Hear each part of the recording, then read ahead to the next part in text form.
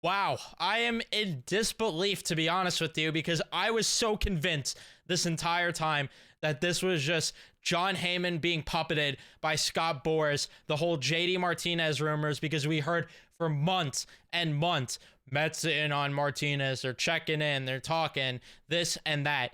I thought it was all garbage with how much we were hearing about it. But it actually happened. The New York Mets signed JD Martinez to a 1-year deal worth $12 million, but there is deferrals in there, which makes a lot of sense, which we'll talk about all of that in terms of the contract details and everything. Before I jump into all that, leave a like here if you do enjoy. Subscribe here to Met Central if you are new, because we do upload consistent Met content here. Well, I'm going to at least try to throughout the regular season. Can't promise that because I do cover other teams. If you want to check out that, if you care about the New York Rangers, go check that out. If you care about the New York Knicks, go check out my channels there, Rangers Central and Knicks Central. But enough plugging. Let's talk about this. Like I mentioned, it's a 1-year deal worth $12 million. At first, I kind of looked at it like, really? I was like, are we serious? I was in disbelief, first of all, that they actually did it, because I'm in the middle of watching the hockey game and I'm like, there's no way this is real. And then you're seeing more and more tweets flow in. I'm like, all right, well, they actually did it. And I was so ecstatic about it. But there are some things that I am a little questioning about this entire thing, which we will also talk about with the roster. Like, how is that going to pan out? Because I did do a video yesterday. Go check that out if you haven't already, because it's still relevant. I was questioning what's going to happen with the DH spot, because G-Man Choi and DJ Stewart both have stunk this spring. Well, it looks like Steve Cohen's like, and David Stearns, both of them, I should say, are like, yeah, you two could go F off, and we're just going to play JD Martinez and sign him at this point. Which, again, I'm just so shocked that this happened, because I was so convinced that they were going to let Mark Vientos play it, because it was at a point where, all right, if you're not going to play him now, then when is the time going to be? But I guess the idea is going to be they're going to go with a platoon third base situation instead, which is what I said they could do all along. And if they did get JD Martinez, or even if they did want to go out and spend the big bucks on Shohei Ohtani, which I didn't think they're actually going to do, but as of right now, things going on with him, so might have been a dodged bullet there in terms of dealing with scandal stuff, because the Mets are notorious for that. But with this, like I mentioned, I was just shocked from a roster standpoint because of the fact that what were they going to do? But I guess the vision's going to be a platoon third base now, and then JD Martinez is going to be the DH more times than not. And I thought, all right, well, this gives them flexibility if they don't get JD even too, because, all right, sometimes you could let Mark Vientos step in and play first base, let Pete be the DH, and then get Pete off his feet a little bit, just do some sort of rotation like that, where with JD, he is a DH. You are not going to see him play the field. It is not going to happen. Maybe once in a while if there's an injury, if you absolutely need to, he could play the outfield, but it's not ideal. The Dodgers did do it last year by the looks of it, actually. I'm looking right now, but he was mostly a DH the entire year, which makes a lot of sense. But yeah, I was just, from a roster standpoint, I was scratching my head, but it does make sense because they could fit him in. In terms of the contract standpoint, too, to go back to that, because I forgot to fill you guys in with that. The deferrals kick in, I think, in 2034 to 2038 or something like that.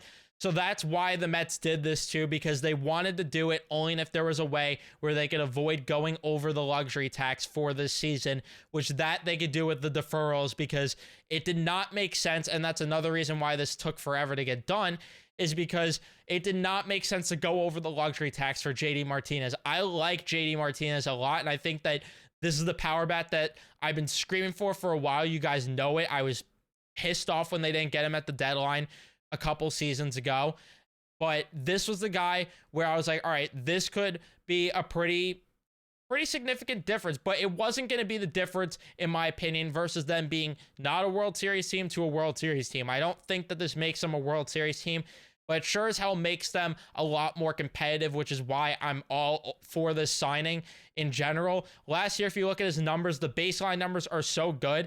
And you might scratch your head as to why it took forever for him to get signed. He had a 134 OPS plus, an 830 or 893 OPS, 321 on base, a 271 average, 572 slugging, 33 home runs, 103 RBIs, 27 doubles, and all of this in 113 games. So you're probably asking, why didn't he get signed? Well, if you look at some of his savant numbers, you look at the strikeout stuff, you look at the chase rates and all that stuff, the fact that he doesn't walk too much, that is kind of the concern amongst teams, I'm guessing, as to why they didn't go out and sign this guy. But he's proven it year after year that it does not matter, and he could still put up very quality numbers, especially power numbers. And that, at the end of the day, is what I want. I want a DH that's going to hit home runs. None of this garbage with Daniel Vogelback where, you know, he'll hit the occasional home run, and if he's not hitting that or a double, he's striking out all the time, or he's just taking pitches and lucking his way into a walk. I want someone that's going to swing the damn stick up there and is going to make an impact in terms of the power numbers, and that's what this is going to be with JD Martinez. It changes the entire dynamic of the lineup. So now you get protection for Pete Alonso too. If I had to pencil the lineup myself, because I talked about it yesterday, how I thought Jeff was going to hit cleanup. Now that's not the case. I mean, JD, I think, is the clear cleanup hitter behind Pete Alonso. Your top three has to be Nimmo, Lindor, Alonso, Martinez. I think that needs to be the top four, and then especially the top three. I said it before, and I would stick with that as the top three, unless it doesn't work, of course. But you roll with that, and then you could, it's kind of a mixed bag. Like, you could work with the way you want to. I would personally like them to go with McNeil hitting fifth, then behind. I know some people might be grossed out about that, but work with me on this one. I like the idea because some people are going to probably say Alvarez hitting fifth. I like the idea where if McNeil gets back into form, even just a little bit, where he's getting on base, you know, say JD Martinez clears the bases beforehand or gets a double, and then McNeil moves him over the third and he gets himself a single. You get Alvarez up with two runners on base. That changes the dynamic there, and he could empty the damn bases, and you're ready to go, and you're winning the damn baseball game by a lot at that point. So I just like the idea of Alvarez then hitting sixth.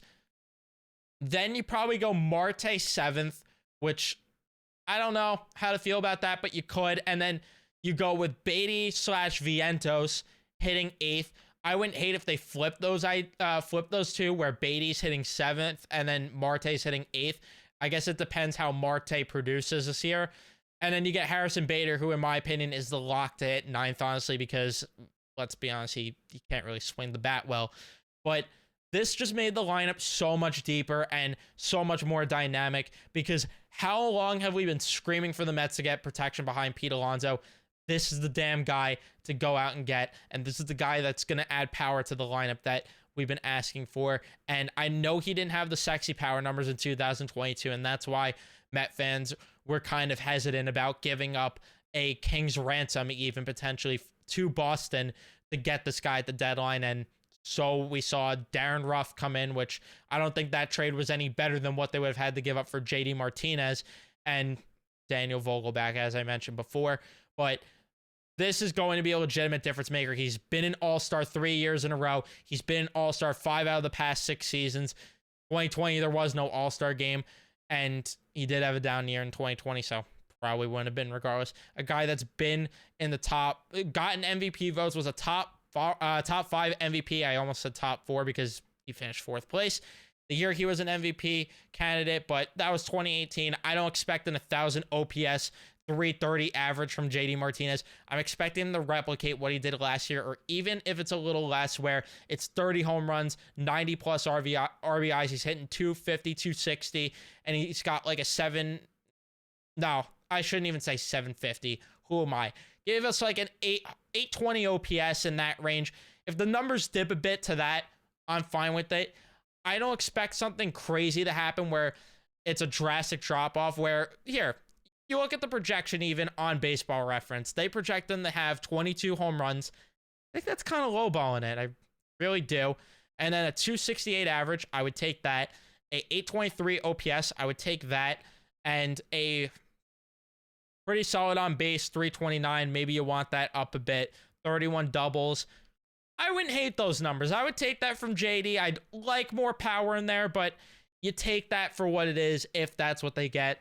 Regardless, though, I think this is just such a smart move from the Mets standpoint here to go out and get a guy like JD. And yeah, in other news, because I forgot to even mention in my last video, and I'm kicking myself still about it, Christian Scott, by the way, is him, and he needs to be on this roster at some point throughout the season. He's got ace stuff like that. Spring training game he had, so good. The Mets won their spring training game today, 10-5. And yeah, it's pretty much all I really have to talk about with this one. I mean, not much other news outside of that. So thank you guys so much for tuning in and watching. Leave a like if you haven't already. Subscribe if you haven't. Turn on your notifications so you know when I upload or go live next. So let me know in the comments how you feel about the signing. And if you hate it, I think you're crazy. I'm going to be honest with you. But I absolutely love it. Let me know your thoughts. You're entitled to your own opinion at the end of the day. But yeah, let me know. And I'll see you guys in the next one.